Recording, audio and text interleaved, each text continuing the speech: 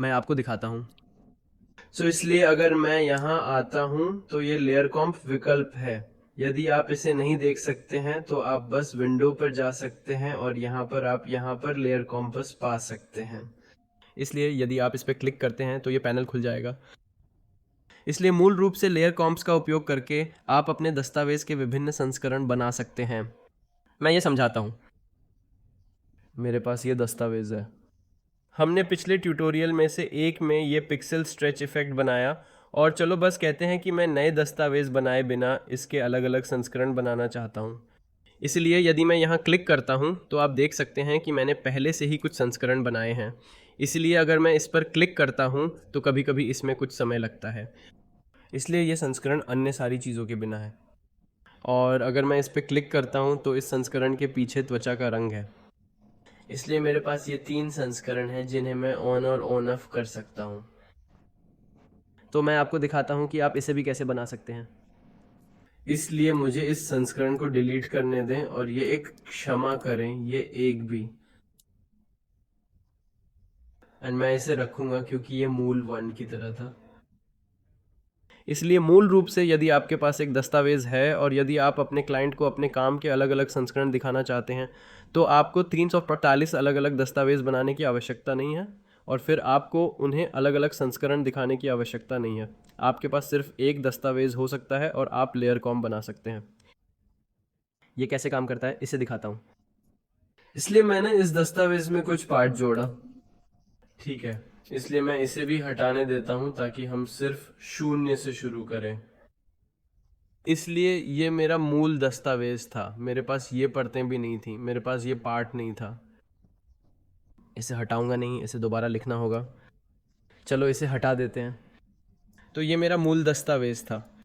इसीलिए मैंने लेयर कॉम्प खोल दिया और मैंने एक नई लेयर कॉम्प बनाई और इसे विकल्प एक नाम दिया। ठीक है, तो ये मूल विकल्प है।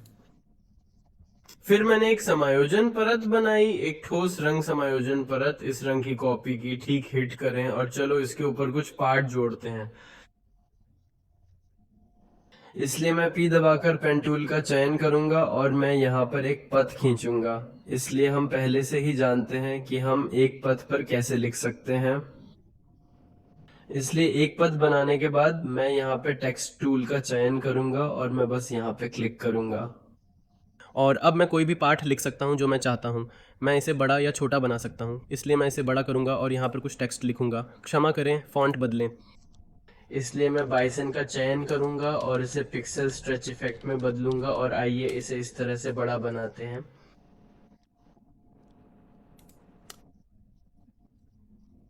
इसलिए मेरे पास यहाँ ये पार्ट है, मैं इसके रंग को शायद इस रंग में बदल सकता हूँ।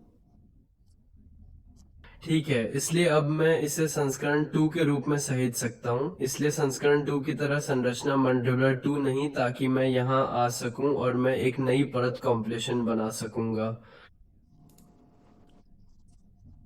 और चलो इस विकल्प डू को कॉल करते हैं और सुनिश्चित करते हैं कि ये सभी चेक किए जाते हैं और बस ठीक हिट करते हैं। और आप अपनी लेयर कॉम्प के साथ कुछ टिप्पणियाँ भी जोड़ सकते हैं। मैं आपको अगले येड में दिखाता हूँ। ऐसा ही यहाँ पे 2 विकल्प हैं। नंबर 1 ये है, नंबर 2 ये है।